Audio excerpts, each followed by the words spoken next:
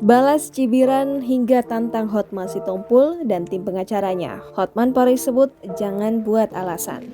Perseteruan pengacara Hotman Paris Hutapaya dengan advokat Hotma Sitompul semakin memanas. Aksi saling lontar cibiran antara Hotman Paris dan Hotma Sitompul tak terhindarkan.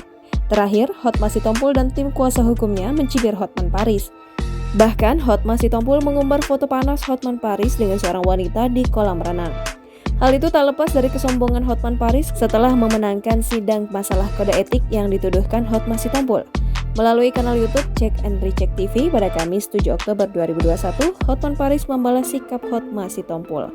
Hotman Paris mengaku tidak takut melawan Hotma Sitompul. Pengacara berusia 61 tahun itu akan siap menghadapi Hotma Sitompul kapanpun dan dimanapun.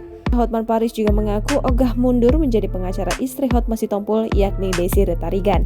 Hotman Paris bahkan sukarela menangani kasus Desi Retarigan melawan Hotma Sitompul. Pengacara sekaligus kolektor mobil mewah itu meminta Hotma Sitompul untuk membuktikan semua tuduhannya.